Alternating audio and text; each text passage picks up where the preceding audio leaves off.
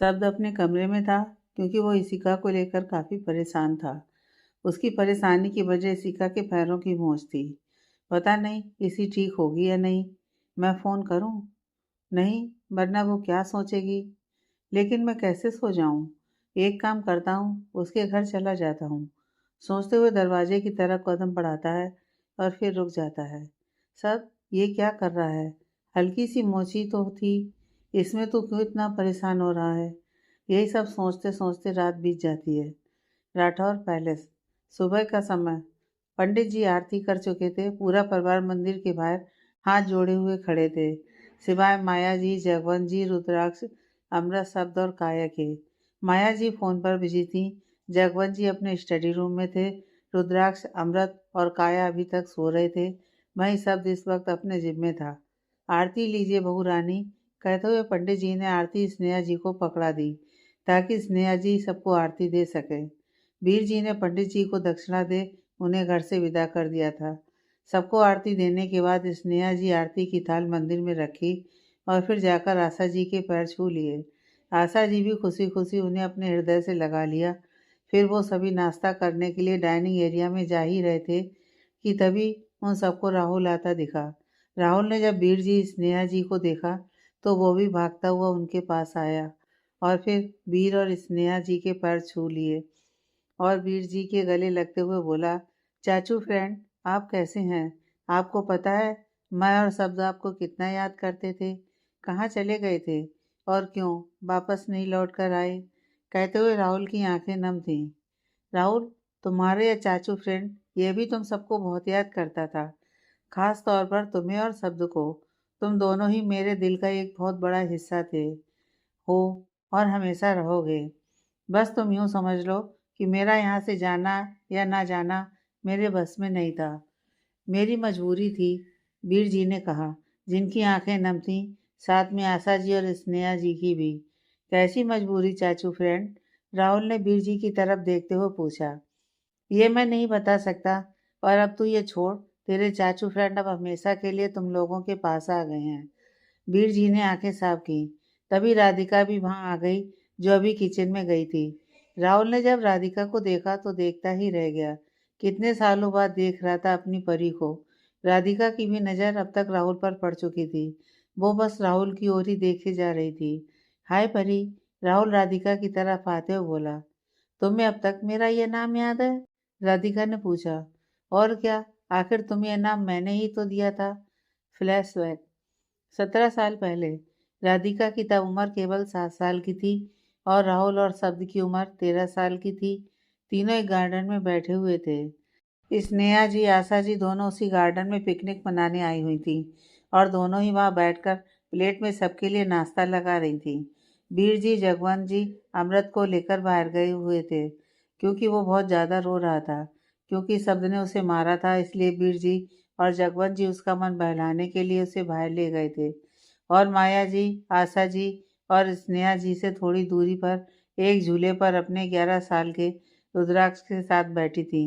गोद में उनकी 5 साल की काया थी, जिन्हें वो सुला रही थी। शब्द, राधिका और राहुल तीनों गार्डन में हरी घास पर बैठे हुए थे। चूंकि वो तीनों ही खेलते खेलते काफी थक गए थे तो सुस्ता रहे थे। शब्द को बहुत जोर से प्यास लगी हुई थी, इसलिए वो उन दोनों को वहां छोड़ अपनी चाची माँ के पास पानी पीने चला गया था। राधिका वहीं बैठी बैठी घास तोड़ तोड़ कर फेंक रही थी और राहुल उसे बस प्यार से देख रहा था। परी, राहुल अचानक से बोला, जिसे राधिका सुन चौंक पड़ी।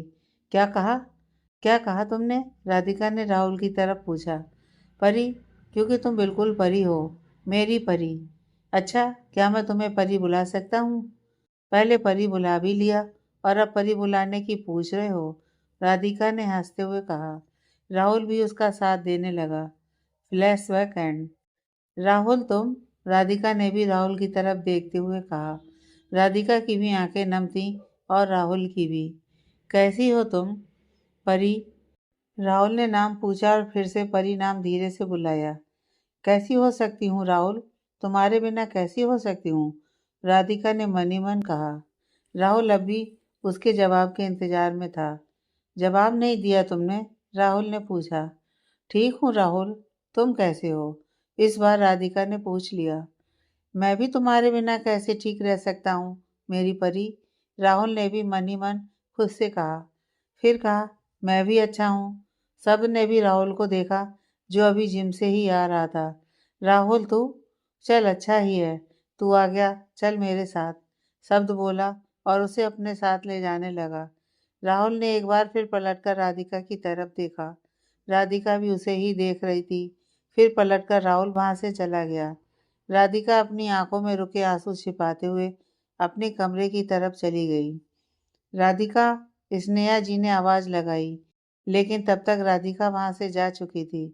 स्नेहा जी ने जब जाते हुए देखा तब वीर जी और आशा जी की तरफ देखकर बोली, आइए मैं आप दोनों को नाश्ता सर्व कर देती हूँ, कहकर तीनों डाइनिंग एरिया में चले गए। राहुल और शब्द शब्द के कमरे में बने स्टडी रूम में थे। दोनों किसी प्रोजेक्ट के ऊपर डिस्कस कर रहे थे। राहुल यह देखकर इधर से स्विमिंग पूल के एरिया में यहाँ से सब इस तरह होना चाहिए कहते हुए शब्द उसे बताता जा रहा था, और राहुल भी कुछ अपने आइडिया भी उसमें दे रहा था जो शब्द को बहुत पसंद आ रहा था। तभी कामत का फ़ोन शब्द के फ़ोन पर आता है। शब्द तुरंत फ़ोन उठाकर बोला, हाँ बोलो कामत, क्या अपडेट है? शब्द ने लैपटॉप पर उंगलियां चलाते हुए पूछा। सर, आपका शक सही निकला। रंजीत चौधरी की बेल मिल गई है। और वो और वो कहते हुए कामत चुप हो गया। और वो सीधा उससे मिलने के लिए निकल चुका है, राइट? शब्द ने मुस्कुराते हुए कहा। यस सर, कामत डरते डरते बोला। ऑल राइट, मिलने दो उसे। तुम बस उसकी हर हरकतों पर नज़र रखो, बोलकर शब्द ने फ़ोन काट दिया और लैपटॉप पर फिर से उंगलियां चलाने लगा। राहुल शब्द को देख रहा था जो अभी पसीने में था, क्योंकि वो इस वक्त जिम से ही आ रहा था और यहाँ काम कर रहा था।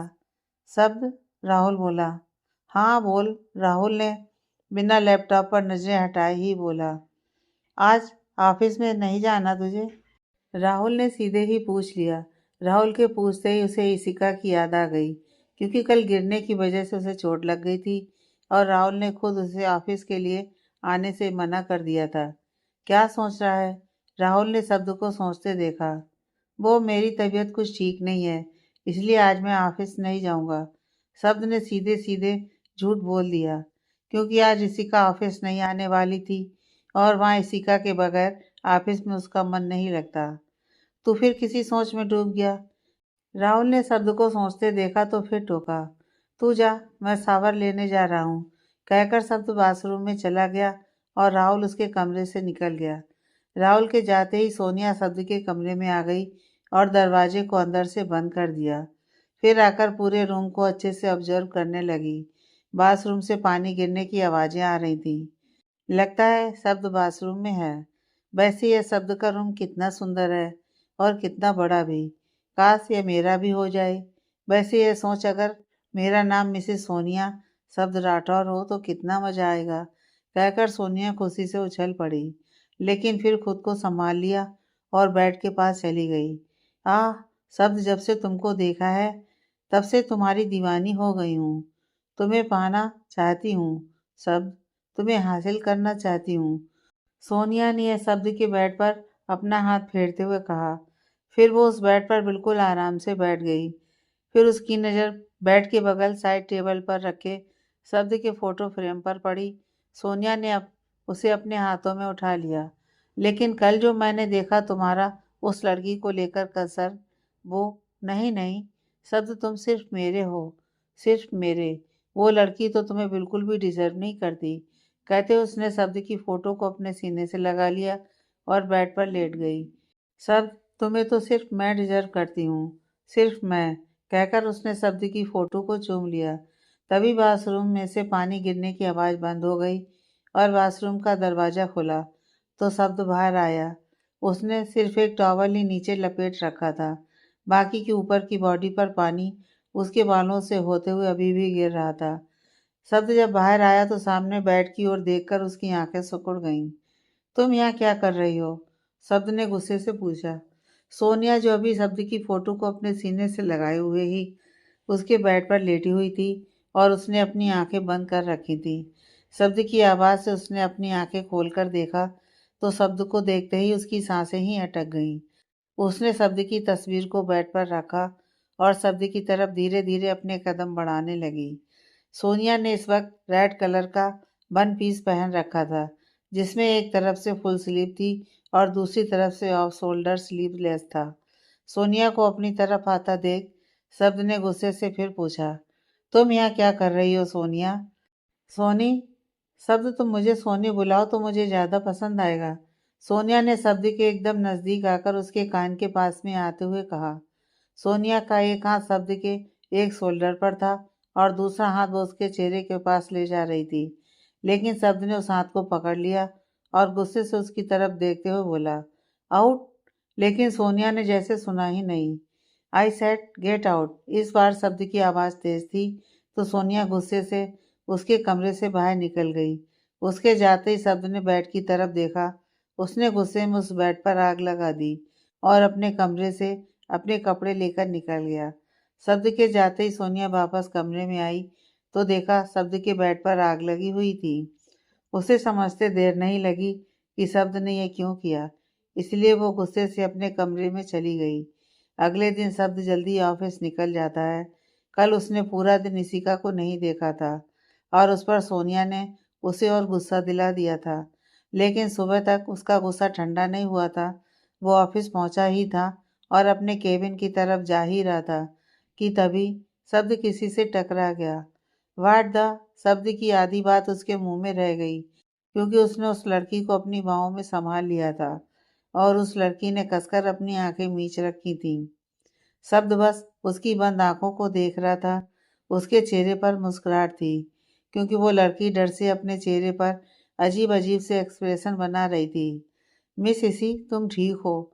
थोड़ी देर बाद शब्द बोला। आज वो बहुत गौर से इशिका के एक एक्सप्रेशन को देख रहा था। शब्द की आवाज़ से इशिका ने झट से आंख खोल दी और झटके से अलग हो गई। इधर उधर देखते हुए बोली, सॉरी सर, वो मैं गलती से टकरा गई, इशिका ने कहा। इशिका के ऐसे झटकते ही शब्द को फिर से गुस्सा आने लगा, इसलिए वो अंदर जाने लगा।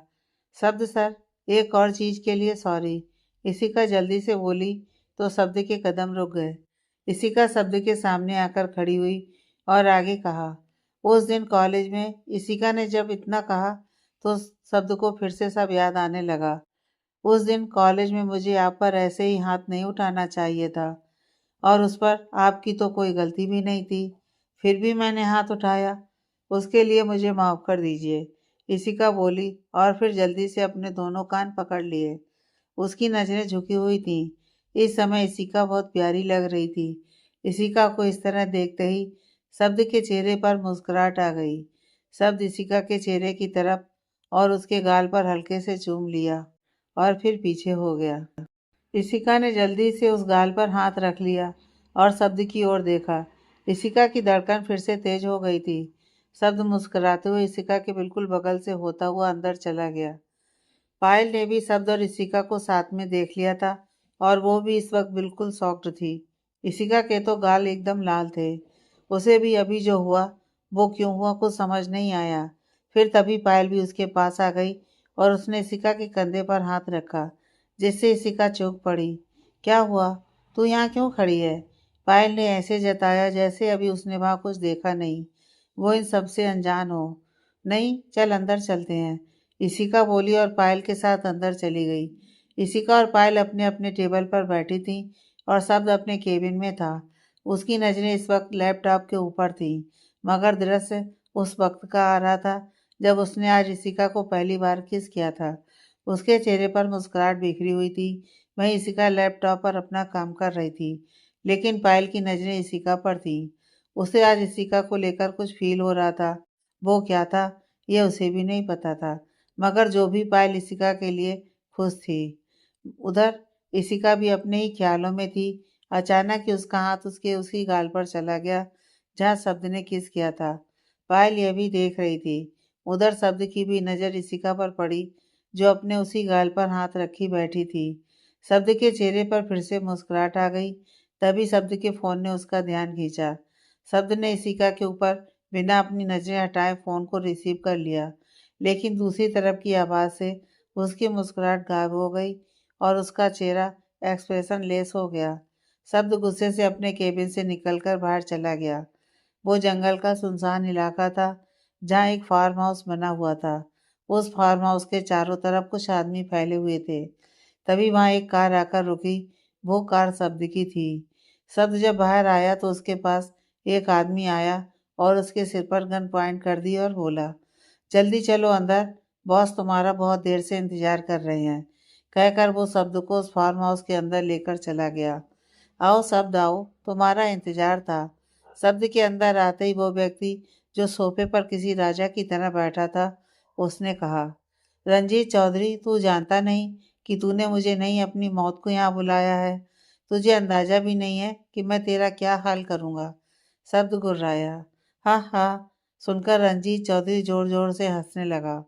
तुझे क्या लगा कि तुझे यहाँ मैंने कॉमेडी करने के लिए बुलाया है? रंजीत चौधरी सोफे से उठते हुए बोला और उसके सिर पर गन तान दी। तभी, रुक जाओ रंजीत, हम इसे ऐसे नहीं मार सकते। और मत भूलो कि तुम अभी अभी कितनी मुश्किल से जेल से छूट कर आए हो। वहाँ माया जी और रंजीत के डैड मिस्टर गोविंद चौधरी भी थे, जो शब्द को देखकर मुस्कुरा रहे थे। माया जी ने अपना चेहरा ढक रखा था। क्यों डैड, क्यों? क्यों मैं इसे नहीं मार सकता? इसने मेरा सब कुछ बर्बाद कर दिया। मुझे इसकी वजह से जेल जाना पड़ा। मेरी इतने सालों की मेहनत को इसने पुलिस के सामने लेकर आ गया और मैं इसे ऐसे ही जिंदा छोड़ दूं? रंजीत चौधरी ने गुस्से से तिल मिलाते हुए कहा, रंजीत, हम इससे अपना बदला जरूर लेंगे, मगर अभी नहीं। तुम शब्द को कुछ नहीं करोगे। इसे यहाँ से जाने दो। जाने दो रंजीत, गोविंदा जी ने फिर समझाया। No dad, no. आज तो मैं इसकी जान लेकर ही रहूंगा और मुझे कोई भी नहीं रोक सकता। रंजीत ने फिर से शब्द के सिर पर गन तान दी, मगर शब्द मुस्कुरा रहा था। पागल मत बनो रंजीत, हम भी जानते हैं और तुम भी जानते हो कि हम शब्द को मार तो क्या छू भी नहीं सकते, क्योंकि शब्द यहाँ अकेले नहीं आया है, पूरी तैयारी के साथ आया है। गोविंद जी बोले तो रंजीत गन नीचे करके अपने डैड को देखने लगा। तभी शब्द हंसने लगा।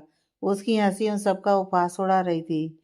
सही कह रहे हैं तुम्हारे डैड रंजीत चौधरी, तुम मान लो उनकी बात। शब्द बोला तो रंजीत चौधरी ने गुस्से से शब्द को देखा। क्या किया है तुमने?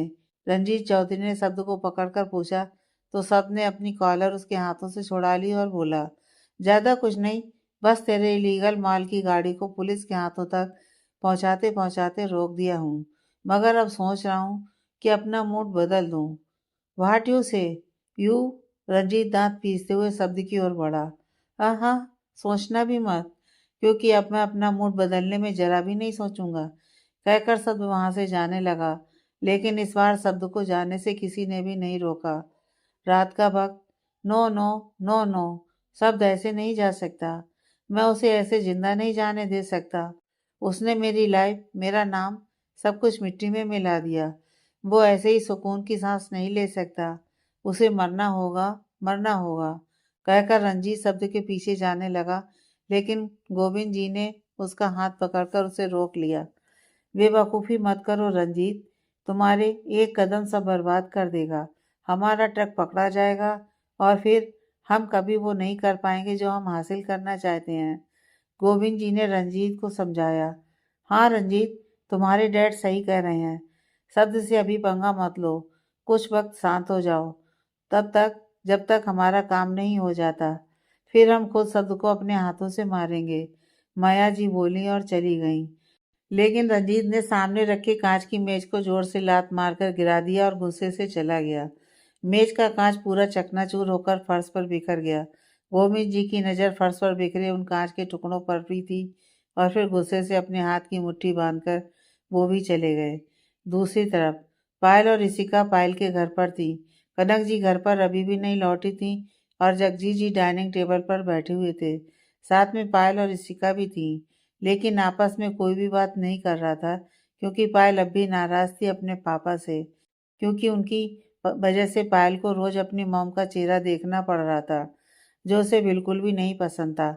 ऊपर से जगजीत जी ने कनक जी को यहाँ रुकने की परमिशन दी थी, जो पायल के लिए और भी गुस्सा दिलाने के लिए काफ़ी था। यह बात जगजीत जी काफ़ी अच्छे से समझ रहे थे, इसलिए चुप थे। और ऋषिका, वो तो अलग ही खोई हुई थी। उसे शब्द का उसके गाल पर किस करना बार बार याद आ रहा था, जिससे उसके गाल लाल हो रहे थे। इशिका, जगजीत जी ने पुकारा, मगर इशिका ने जैसे सुना ही नहीं। तो जगजीत जी ने दोबारा इशिका को पुकारा, तो इस बार भी इशिका की तरफ से कोई रिस्पॉन्स नहीं मिला। तभी पायल ने उसे कोनी मारी, तो इशिका जैसे होश में आई। पहले चौंकते हुए उसने पायल को देखा, फिर पायल के इशारे पर जगजीत जी को। जी अंकल, इशिका ने पूछा। कहाँ खोई थी? चलो बाउल पास कर दो, जगजीत जी बोले और अपना खाना खाने लगे। जल्दी से इशिका ने उस बाउल का खाना उनकी प्लेट में सर्व किया और फिर से खाने लगी। डिनर के बाद सभी अपने अपने रूम में चले गए। किसी को फर्क नहीं पड़ा था कि कनक जी अभी घर नहीं लौटी थी और ना ही पढ़ने वाला था। पायल अपने कमरे में जाते ही बिस्तर पर गिर गई और जल्दी से सो गई। भाई इशिका, उसका तो बुरा हाल था। वो बार बार बस शब्द के बारे में ही सोच रही थी।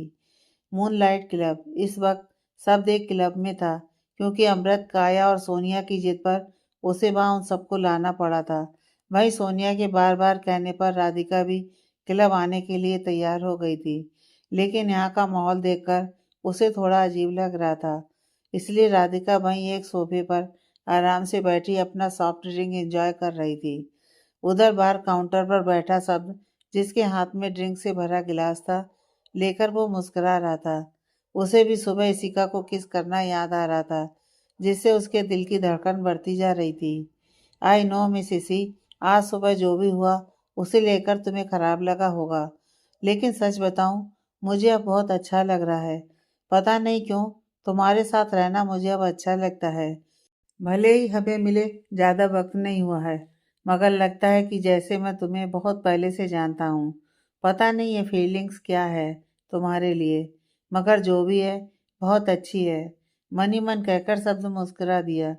सभी डांस फ्लोर पर डांस कर रहे थे। सोनिया बार बार पीछे मुड़ मुड़कर शब्द की तरफ देख रही थी। वो चाहती थी कि शब्द बस एक बार उसकी तरफ देख ले। आज उसने ब्लैक रंग का ऑफ शोल्डर वन पीस पहना था, जो उसके नीचे ऊपर उसके थाई तक था। बालों को उसने कर्ल करके खुला छोड़ रखा था और होठों पर वाइन कलर की लिपस्टिक लगा रखी थी। कुल मिलाकर सोनिया आज बहुत अच्छी लग रही थी।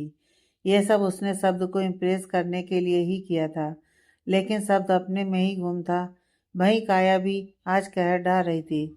उसने भी ब्लैक रंग की स्ट्रैप वाली वन पीस ड्रेस पहन रखी थी, कानों में डायमंड की इयररिंग्स और पूरे बालों को एक तरफ कर रखा था और होठों पर रेड कलर की लिपस्टिक लगा रखी थी। अमृत भी बहुत हैंडसम लग रहा था। उसने डेनिम की blue jeans, red T shirt और उस पर ब्लू जैकेट डाल रखी थी। बालों को जेल से अच्छे से सेट कर रखा था। वहीं राधिका हमेशा की तरह सूट में थी।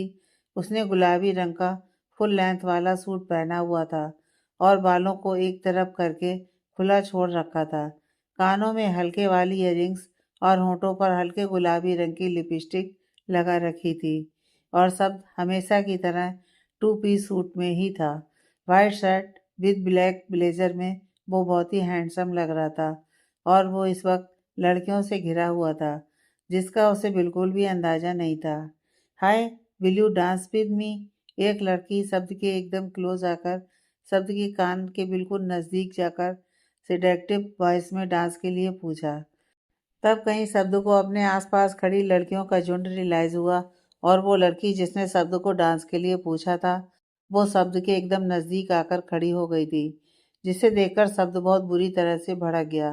गेट लॉस्ट, शब्द बोला, तो वो लड़की उसे बिल्कुल शॉकिंग रिएक्शन के साथ देखने लगी, क्योंकि आज से पहले किसी लड़के ने उसके साथ डांस करने के लिए मना नहीं किया था, और ये पहला इंसान था जो उसकी इंसल्ट कर रहा था। शायद तुम्हें समझ नहीं आया। कोई बात नहीं, दोबारा बोलता हूँ। आई सेड गेट लॉस्ट, शब्द गुस्से में बोला। शब्द के गुस्से से कहने पर वहां खड़ी बाकी लड़कियां मुंह दबाकर हंसने लगीं, जो उस लड़की के लिए और भी इंसल्टिंग था। हे यू, तुम जानते नहीं हो कि मैं कौन हूँ? मैं तुम्हें, उस लड़की ने शब्द की कॉलर पकड़ ली थी, लेकिन वो आगे कुछ कहती उससे पहले ही शब्द अपनी जगह पर खड़ा हुआ। उसे उस लड़की पर बहुत गुस्सा आ रहा था। वो बोला, listen, I am not interested in you, so stay away from me, otherwise will not good to for you. शब्द गुस्से से उसे देखते हुए बोला। उसके हाथ से अपना कॉलर छुड़ाकर बोला और वहां से चला गया। उसके पीछे राधिका भी क्लब से निकल गई, क्योंकि अभी जो कुछ भी हुआ वो राधिका ने भी देख लिया था और उसे भी उस लड़की पर बहुत गुस्सा आ रहा था। शब्द ने पहले राधिका को राठौर पैलेस छोड़ा और फिर वहां से पायल के घर की तरफ लेकर चला गया, क्योंकि इस वक्त उसे थोड़ा सा सुकून चाहिए था, जो इस वक्त इशिका को देख कर ही उसे वो सुकून मिलता। शब्द की कार पायल के घर के बाहर थी और शब्द अपनी कार से ही पायल के घर को देख रहा था। वो बस एक बार इशिका को देखना चाहता था। शब्द अपनी गाड़ी से उतरा और पायल के घर के पीछे चला गया, जहाँ से इशिका के रूम की बालकनी खुलती थी। इस वक्त इशिका बालकनी में ही झूले पर बैठी बैठी सो गई थी, मगर इशिका की बालकनी ऊपर थी। शब्द ने पहले बालकनी की ओर देखा और फिर कैसे भी करके ऊपर चढ़ गया। शब्द जैसे ही इशिका की बालकनी की रेलिंग पर आया, उसकी नज़र झूले पर सोती हुई इशिका पर पड़ी। वो वैसे ही रुक गया और इशिका को देखने लगा। फिर धीरे से उसकी बालकनी पर आया और वहीं खड़े खड़े ही इशिका को प्यार से देखने लगा। तभी उसने देखा कि इशिका ठंड से ठिठुर रही थी, क्योंकि हल्का ठंड का मौसम था और इस वक्त इशिका खुले आसमान के नीचे सो रही थी। शब्द ने इशिका को जब ठिठुरते देखा तो वो उसके नज़दीक आया और हल्के से इशिका को गोद में उठा लिया, ताकि इशिका की नींद न टूटे।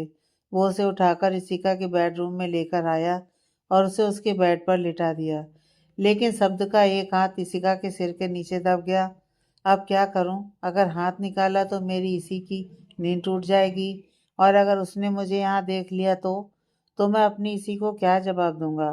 क्या ये कहूँगा कि मैं तुम्हें देखने आया था? पागल हो गया है सब, क्या बड़बड़ किए जा रहा है? सब मन ही मन बोल रहा था। फिर धीरे से इशिका के नीचे अपना हाथ निकालने लगा, लेकिन इस बार इशिका ने खुद ही अपने दोनों हाथों से शब्द का हाथ पकड़ लिया, क्योंकि शब्द के हाथ निकालने की वजह से उसकी नींद में डिस्टरबेंस हो रही थी।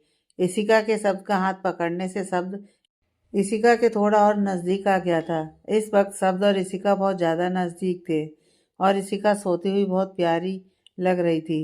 शब्द बहुत प्यार से इशिका के चेहरे को देखने लगा। उसके चेहरे पर फिर से मुस्कुराहट आ गई। तभी शब्द की नज़र इशिका के गुलाबी होठों पर गई, उसी पर टिक गई। फिर धीरे से शब्द इशिका के चेहरे पर झुका और उसके गुलाबी होठों पर हल्के से किस कर लिया। फिर इशिका को ब्लैंकेट उड़ाकर खुद उसकी बगल में ही लेट गया और इशिका को देखने लगा। फिर देखते देखते पता नहीं कब शब्द की आंख लग गई और वो वहीं सो गया। अगली सुबह आज बहुत सुकून की नींद सोया था शब्द, जब सुबह 7 बजे शब्द का फ़ोन बजा। फ़ोन के रिंगटोन से शब्द की नींद खुली तो देखा इशिका अभी भी सो रही थी। वो बहुत प्यार से इशिका को देख रहा था। शब्द का फ़ोन एक बार रिंग करके बंद हो गया। गुड मॉर्निंग मेरी इसी, शब्द धीरे से बोला और फिर से इशिका के होंठ पर हल्के से किस करके वहां से उठ गया। उसने अपना फ़ोन उठाया और उसी बालकनी की तरफ आया। एक बार फिर से मुड़कर शब्द ने इशिका की तरफ देखा और जल्दी से किसी के देखने से पहले ही इशिका की बालकनी से नीचे उतर आया और जाकर अपनी गाड़ी में बैठ गया। फिर उसने अपना फ़ोन ऑन किया तो देखा राहुल का फ़ोन था। उसने फ़ोन आंसर किया और गाड़ी स्टार्ट करके वहां से चला गया। मल्होत्रा कंस्ट्रक्शन। शब्द अपने केबिन में था जब वो लैपटॉप पर अपना काम कर रहा था। इशिका और पायल इस समय ऑफिस के कैफ़े में ही थी। अभी 2 दिन पहले ही ऑफिस के उस एरिया में एक कैफ़े बना था। इशिका और पायल एक टेबल पर बैठी कॉफ़ी पी रही थी, क्योंकि पायल कुछ परेशान थी और उसकी परेशानी का कारण कनक जी ही थी। पायल प्लीज शांत हो जा, देख और समझ, आंटी तेरे लिए ही तो वापस आई हैं, तो तू क्यों उन्हें एक चांस नहीं देती? प्लीज पायल मेरी बात मान, उन्हें एक चांस देकर देख, शायद सब सही हो जाए, तू और तेरी फैमिली कंप्लीट हो जाए। और वैसे भी तू अंकल से क्यों नाराज है? उन्होंने तो कुछ भी नहीं किया, तो कम से कम उनसे तो बात कर। क्या पता अंकल भी आंटी को मिस करते हों, और शायद तेरे ऐसा करने से अंकल की लाइफ में आंटी की जो कमी है वो पूरी हो जाए। तू सोच के देख पायल प्लीज। इशिका ने पायल के हाथ पर अपनी हथेली रखकर उसे एक बार फिर समझाने की कोशिश करते हुए कहा। तभी एक लड़की टीना वहां आती है और इशिका को एक फाइल देकर बोली, इशिका इस फाइल को एक बार देख ले और फिर इस पर शब्द सर के साइन ले ले और फिर मुझे दे देना, मैं इसे मार्केटिंग डिपार्टमेंट में भिजवा दूंगी। ठीक है। इशिका उसके हाथ से वो फाइल ले ली और देखने लगी और फिर उठकर वहां से शब्द के केबिन की तरफ चली गई। शब्द इस वक्त लैपटॉप पर काम कर रहा था जब एक लड़की जो रेड कलर का वन पीस पहनी हुई थी वो आकर सीधा शब्द की गोद में आकर बैठ गई। ठीक उसी वक्त इशिका भी शब्द के केबिन के अंदर इंटर हुई। जब उसने देखा कि शब्द की गोद में एक लड़की थी, इशिका को उस लड़की को शब्द के एकदम क्लोज देखकर बिल्कुल भी अच्छा नहीं लगा। उसकी आंखें नम हो गईं। इशिका धीरे से बोली, सॉरी सर, मैं शायद गलत वक्त पर आ गई। तो शब्द को होश आया। उसने पहले इशिका की नम आंखों को देखा और फिर उस लड़की की तरफ देखा जो उसकी गोद में बैठी थी। वो कुछ कहता, लेकिन तब तक इशिका शब्द के केबिन से निकल गई। इशिका के जाते ही शब्द का गुस्सा उस लड़की पर फूट पड़ा। शब्द ने उस लड़की को धक्का दे दिया जिससे वो लड़की शब्द की गोद से सीधा नीचे गिर गई। व्हाट द हेल सोनिया, तुम यहाँ मेरे ऑफिस में क्या कर रही हो? हाँ, वो लड़की सोनिया थी जो शब्द की गोद में बैठी थी और इस वक्त शब्द बहुत गुस्से से सोनिया को घूर कर देख रहा था।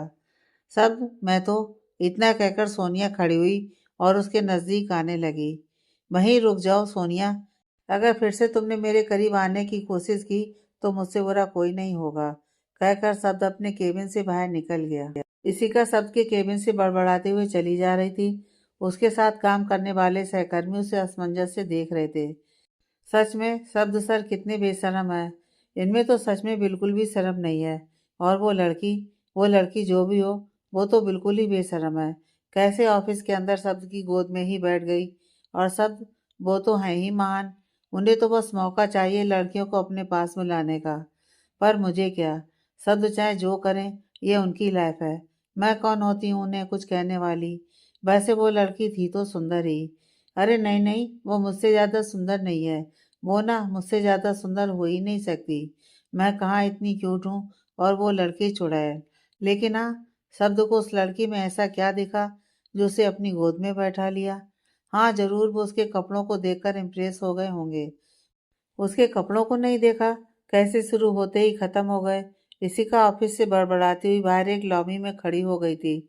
उस लॉबी में उस वक्त कोई भी मौजूद नहीं था सिवाय दो लोगों के, इशिका और शब्द।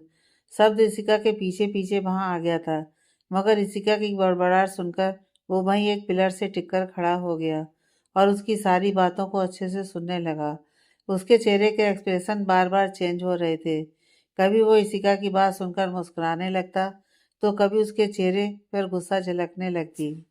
इशिका को शब्द को बेशरम कहना, महान जैसा तंज कसना और मौका की बात कहना कि वो लड़कियों को अपने पास बुलाना चाहते हैं, उसे अपनी गोद में बैठाना चाहती हैं, ये सारी बातें सुनकर शब्द के चेहरे पर गुस्से की लकीरें खिंच जाती। लेकिन फिर बाकी बातें सुनकर उसके चेहरे पर मुस्कान आ जाती। लेकिन इस वक्त इशिका का यह कहना कि शब्द को उस लड़की के छोटे कपड़ों ने इम्प्रेस किया था, यह सुनकर उसका चेहरा कोल्ड हो गया। जब इशिका का बड़बड़ाना रुक गया तब, तो तुम मेरे बारे में ऐसा सोचती हो?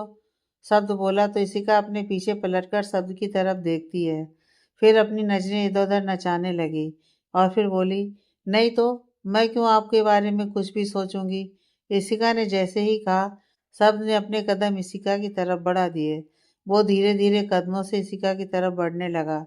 शब्द को अपनी तरफ आता देख इशिका की धड़कनें बढ़ गईं।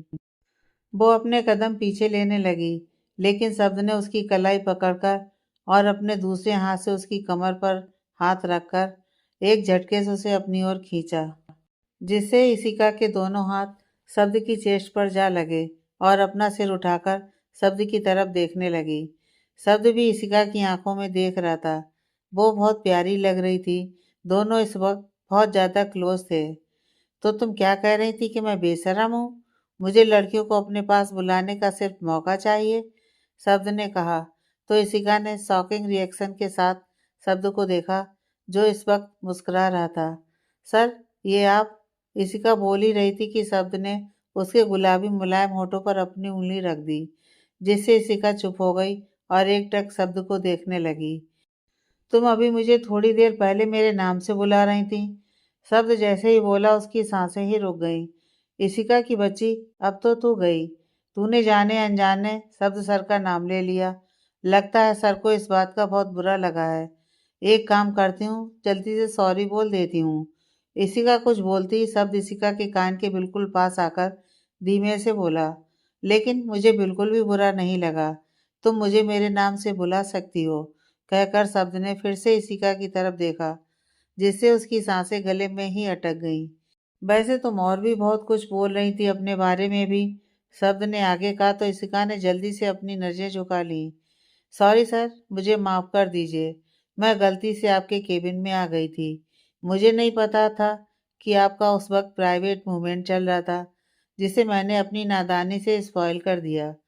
शब्द के आगे बोलने से पहले इशिका ने जल्दी से कहा। इशिका के प्राइवेट मूवमेंट के शब्दों पर शब्द का चेहरा गुस्से से कठोर हो गया। उसने गुस्से से इशिका को झटके से छोड़ दिया, जिससे इशिका लड़खड़ा गई और दीवार के सहारा लेकर खड़ी हो गई। शब्द गुस्से में पलटा और वहां से अपने केबिन में चला गया। शब्द के इस तरह जाते ही शब्द को अपनी आंखों में कुछ गीला सा महसूस हुआ, लेकिन उसने जल्दी से उसे पोंछ लिया। लगभग एक हफ्ते बाद 31 दिसंबर का दिन, वहीं मल्होत्रा कंस्ट्रक्शन, जो अब द राठौर ग्रुप के नाम से जाना जाता है, वहां नए साल के जश्न की तैयारी चल रही थी। सब अपने केबिन में बैठा गुस्से में सबको ऑर्डर दे रहा था। राहुल भी वहीं बैठा था, जो उसके गुस्से को समझ ही नहीं पा रहा था। एक हफ्ते से शब्द बिल्कुल बदल गया था।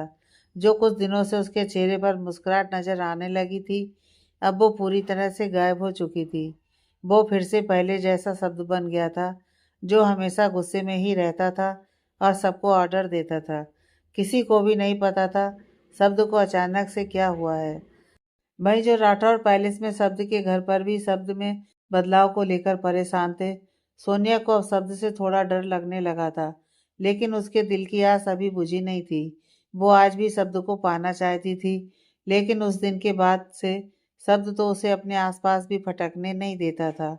राधिका भी शब्द के बिहेवियर से परेशान थी। उसे भी कुछ समझ में नहीं आ रहा था कि उसके शब्द भाई क्यों इतने गुस्से में रहते हैं, क्यों घर से एकदम कटे कटे से रहने लगे हैं। हालांकि उसे पहले से थोड़ा तो अंदाजा था कि शब्द भाई और ऋषिका के बीच में कुछ ठीक नहीं है, क्योंकि जब वो 2 दिन पहले शब्द के ऑफिस में गई थी, तभी उसे कुछ कुछ अंदाजा हो गया था, क्योंकि शब्द ऋषिका की तरफ देख भी नहीं रहा था। अमृत और रुद्राक्ष की भी काफी जमने लगी थी। वो दोनों अक्सर साथ में ही दिखते। रुद्राक्ष अमृत के साथ बहुत मस्ती मजाक करता। दोनों साथ में वीडियो गेम खेलते, पंजा लड़ाते और साथ में ही चिल करते। हालांकि अब शब्द भी चाहता था कि अमृत उसका ऑफिस ज्वाइन करे, मगर वो अभी अपनी मस्ती भरी जिंदगी जीना नहीं छोड़ना चाहता था। उधर पायल के घर पर भी अब कुछ अलग ही माहौल दिखने लगा था। पायल का अपनी मम के साथ धीरे धीरे अटैचमेंट होने लगा था। हालांकि अभी पायल पूरी तरह से कनक जी को अपना नहीं पाई थी, लेकिन कुछ हद तक वो उनसे जुड़ने लगी थी। जगजीत जी भी ये बात समझ रहे थे, लेकिन वो पायल के लिए खुश थे। उन्हें बस अपनी पायल की खुशियाँ चाहिए थी। कनक जी इशिका को अब भी नापसंद करती हैं। उनका बस चले तो उसे उठाकर घर से बाहर फेंक दें, मगर पायल के कारण चुप हैं। मगर और भी कुछ था जो अब काफ़ी बदल गया था। पायल और ऋषिका के बीच दूरियां आने लगी थी, क्योंकि ऋषिका को कहीं न कहीं अंदाजा हो गया था कि पायल शब्द को पसंद करने लगी है, क्योंकि शब्द ने उस एक हफ्ते में ऋषिका को पूरी तरह इग्नोर कर दिया था और ज़्यादा से ज़्यादा पायल से वो सारे काम लेता जिसमें पायल शब्द के साथ होती। चाहे वो किसी मीटिंग को अटेंड करना हो, या शब्द के साथ मीटिंग करने जाना हो, या फिर कोई डिनर डेट। जब वो दोनों क्लाइंट के साथ किसी मीटिंग में होते, धीरे धीरे पायल को शब्द का साथ अच्छा लगने लगा था। इशिका भी ये बात अच्छे से समझ रही थी। उसे भी अब शब्द का पायल के साथ समय बिताना खल रहा था, लेकिन वो इसे एक्सेप्ट नहीं करना चाहती थी। शायद इसलिए क्योंकि पायल के उस पर बहुत से एहसान थे। The Rathore group. राहुल, तुम ये पार्टी का सारा इंतजाम देखोगे, और ये देखोगे कि पार्टी में कोई गड़बड़ ना होने पाए, शब्द ने बिना भाव के साथ लैपटॉप पर देखते हुए कहा। क्योंकि ये पार्टी मेरे लिए बहुत इम्पोर्टेंट है, इसलिए मैं इसमें कोई गलती से भी गलती नहीं होने चाहिए। अंडरस्टैंड? शब्द आगे बोला। ओके सब, बस तुम टाइम से आ जाना, बाकी सारा काम तुम मुझ पर छोड़ दो, राहुल बोला और उठकर जाने लगा। तभी शिखा ने शब्द का केबिन नॉक किया। कम इन, शब्द ने बिना देखे ही कहा। तब तक राहुल वहां से चला गया। राहुल के जाते इशिका शब्द की ओर देखने लगी। अचानक तभी शब्द को अपनी ओर किसी की लगातार नजरों का आभास हुआ तो उसने अपना सिर उठाकर सामने देखा तो वो बिल्कुल जम गया।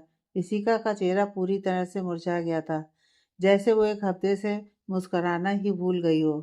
शब्द इशिका के चेहरे को देखते ही पिघलने लगा, लेकिन तभी शब्द को भी उस दिन का इशिका का प्राइवेट मूवमेंट वाली बात याद आ गई। शब्द का चेहरा फिर से सख्त हो गया। तुम यहाँ क्या कर रही हो? शब्द ने गुस्से से पूछा। वो मैं, इशिका के शब्द अटकने लगे। शब्द गुस्से में अपनी चेयर पर से उठ गया और उसे दरवाजे से लगाते हुए पूछा, वो मैं वाट? शब्द और इशिका इस समय एकदम से नजदीक आ गए थे। दोनों को अपने अपने चेहरे पर एक दूसरे की सांसें साफ महसूस हो रही थीं, लेकिन दोनों एक दूसरे की आंखों में बहुत करीब से देख रहे थे। दोनों की आंखों में एक दूसरे के लिए अलग अलग जज्बात साफ नजर आ रहे थे। इशिका को शब्द की आंखों में अपने लिए गुस्सा और शब्द को इशिका की आंखों में पश्चाताप के अलावा भी कुछ और भी दिख रहा था, जिसे वो समझ ही नहीं पा रहा था।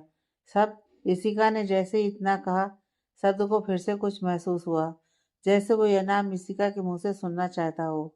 उसके हाथ एकाएक हवा में उड़ गए और इशिका के चेहरे की तरफ बढ़ने लगे, जैसे वो उन्हें छूना चाहता हो, उन्हें महसूस करना चाहता हो। शब्द और इशिका दोनों की आंखें नम थीं, लेकिन तभी शब्द सर, इशिका ने जैसे ही कहा, शब्द के बढ़ते हाथ रुक गए। उसने अपने हाथ को झटके से नीचे खींच लिया और उससे दूर पलटकर खड़ा हो गया। तुम्हें जो भी कहना हो जल्दी कहो, मेरे पास यूं ही खड़े रहने के लिए समय नहीं है। शब्द ने जल्दी से कहा और अपनी आंखें पोंछ ली, जो हर बार इशिका को इग्नोर करने पर करता था।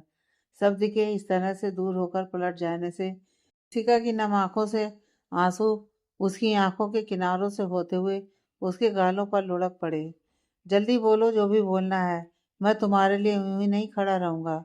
इशिका की तरफ से कोई जवाब न मिलने पर शब्द ने फिर से कहा, तो इशिका ने अपने आंसू जल्दी से पोंछ लिए और बोली, शब्द सर, वो मैं आज पार्टी में नहीं आ पाऊंगी। एक्चुअली आज मेरी तबीयत कुछ ठीक नहीं है। इशिका इतना बोली ही थी कि शब्द गुस्से में पलटा और इशिका की दोनों बाहों पर कसकर पकड़ बनाते हुए उसे वापस दरवाजे से लगाते हुए बोला, तुम्हारे आने या ना आने की बात का रीज़न जानने के लिए मैं नहीं बैठा हूँ यहाँ। मैं यहाँ काम करने के लिए आता हूँ। और रही बात तुम्हारी, तुम चाहो या ना चाहो तुम्हें आना ही पड़ेगा, क्योंकि यह पार्टी ऑफिस की तरफ से न्यू ईयर पार्टी है और मेरे लिए बहुत खास है, तो तुम्हें तो आना पड़ेगा ही। शब्द ने इशिका की आंखों में गुस्से से देखते हुए ही कहा, लेकिन शब्द के ऐसे पकड़ने से इशिका को दर्द महसूस हो रहा था, लेकिन वो कुछ भी जता नहीं रही थी, बस उस दर्द को सहन करने की कोशिश कर रही थी।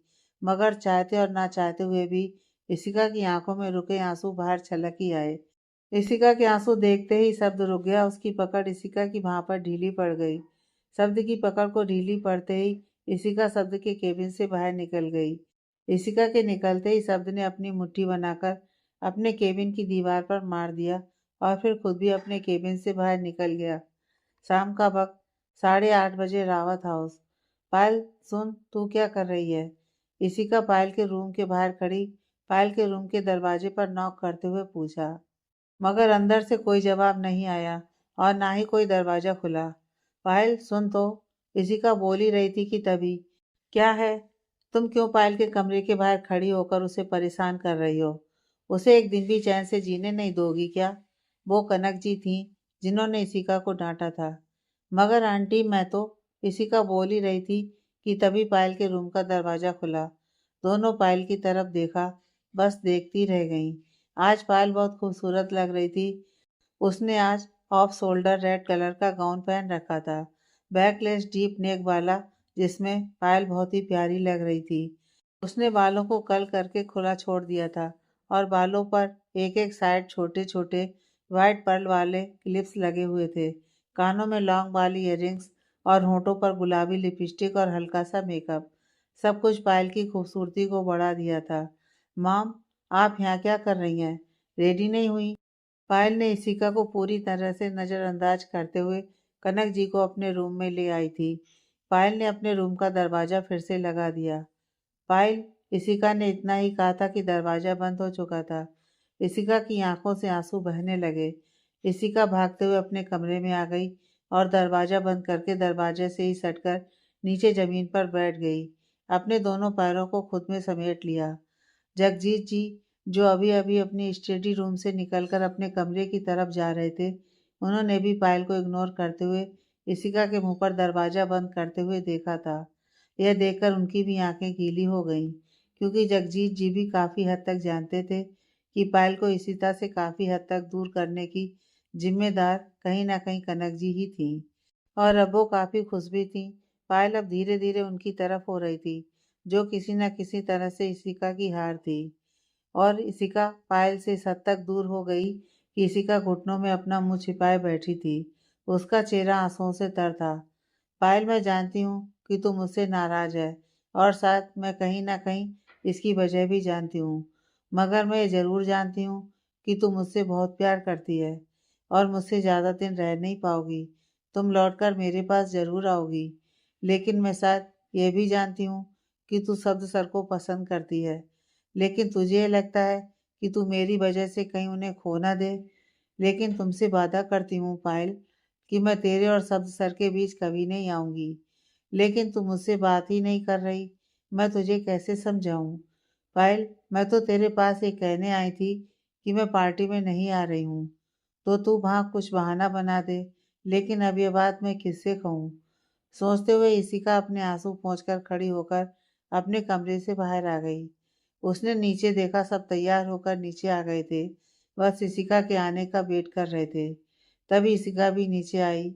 जगजीत जी ने जब इशिका को देखा, इशिका बेटा, तुम तैयार नहीं हुई, जाना नहीं है तुम्हें? जगजीत जी ने पूछा। तो पायल और कनक जी ने भी इशिका की तरफ देखा। कनक जी तो मुस्कुराने लगी थी, लेकिन पायल ने तो इशिका को देखकर मुंह फेर लिया।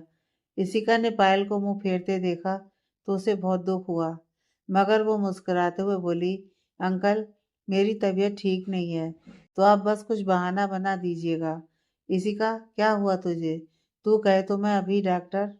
नहीं, एक काम करता हूँ, मैं रुक ही जाता हूँ और डॉक्टर को भी बुला लेता हूँ।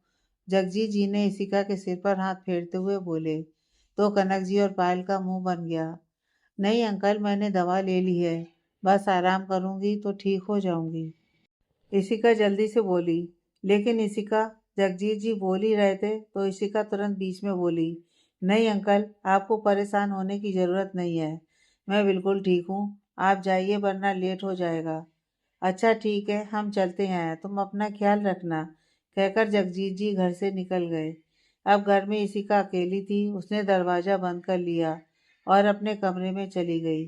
राठौर पैलेस। और राठौर पैलेस में अलग ही रौनक थी। पूरा राठौर पैलेस बाहर से दुल्हन की तरह सजा हुआ था। बाहर से सिक्योरिटी पूरी तरह से टाइट थी। सब कुछ अच्छे से परख कर गेस्ट को अंदर आने दिया जा रहा था। अंदर का भी हाल कुछ ऐसा ही था। अंदर बाहर से भी ज़्यादा खूबसूरत सजा हुआ था। कुछ गार्ड्स अंदर भी तैनात थे, जो सभी पर हर पल नज़र रखे हुए थे। पूरा पैलेस रेड और वाइट कलर में सजा हुआ था, जो बहुत ही खूबसूरत लग रहा था। सभी वहाँ रेड और वाइट का कॉम्बिनेशन पहने हुए थे। जहाँ लड़कियों ने रेड कलर का गाउन या शॉर्ट्स पहन रखा था, वहीं लड़कों ने वाइट कलर का सूट में बहुत हैंडसम लग रहे थे। लेडीज ने तो रेड साड़ी कैरी की हुई थी और जेंट्स थ्री पीस सूट में ही बहुत अच्छे लग रहे थे। वहाँ शब्द के ऑफिस से भी ज़्यादातर एम्प्लॉयज़ अपनी अपनी फैमिली के साथ वहाँ आ चुके थे। काया के फ्रेंड्स भी काया के साथ पार्टी में एंजॉय कर रहे थे। सोनिया भी काया की फ्रेंड्स में ही शामिल थी। वहीं राधिका राहुल के साथ थी। आज राधिका भी बहुत खूबसूरत लग रही थी। उसने रेड कलर का गोल घेराव वाला गाउन पहना हुआ था। बालों को ऊपर उठाकर स्टाइलिश बनाया हुआ था, जिस पर फ्लावर का बैंड लगा हुआ था। कानों में डायमंड इयररिंग्स, होठों पर गुलाबी लिप बाम लगा हुआ था। वो बहुत सुंदर लग रही थी। राहुल की नज़रें तो जैसे उस पर ठहरी गई थी। राहुल भी आज बहुत हैंडसम लग रहा था। उसने आज वाइट टैक्सीडो सूट पहना हुआ था, बालों को जेल से सेट कर रखा था और वो भी बहुत ही हैंडसम लग रहा था। वहाँ मौजूद लड़कियों की आंखें भी उस पर ही टिकी थीं। अमृत और रुद्राक्ष भी आज वाइट सूट में काफ़ी हैंडसम लग रहे थे। वहीं वीर जी और जगवंत जी अपने दोस्तों से घिरे हुए थे। माया जी और स्नेहा जी अलग ही महफिल लगाए बैठी थीं। आशा जी अपने कमरे में आराम कर रही थीं। उनकी तबीयत आज कुछ ठीक नहीं थी। तभी गोविंद जी भी आ गए, जो अभी राठौर पैलेस आए थे। माया जी और जगवंत जी ने उन्हें इनवाइट किया था। बस रंजीत वहाँ नहीं आया था क्योंकि गोविंद जी को पता था अगर रंजीत वहाँ आता तो शब्द भी रंजीत को देखकर आपे से बाहर हो जाता और रंजीत शब्द को देखकर, और फिर शायद दोनों को संभालना मुश्किल हो जाता। बस शब्द इस वक्त अभी वहाँ नहीं आया था। वो अपने रूम में था। उसे इंतजार था तो बस इशिका के आने का। वो इस वक्त बस इशिका को देखना चाहता था, उससे मिलना चाहता था। तभी शब्द अपना फ़ोन उठाया और कहीं फ़ोन लगाने लगा।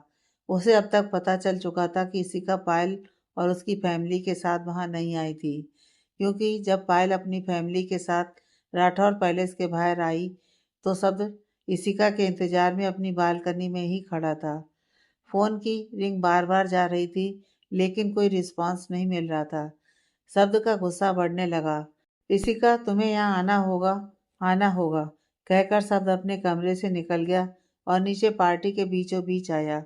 पायल ने जब शब्द को देखा तो उसके चेहरे पर मुस्कुराहट आ गई।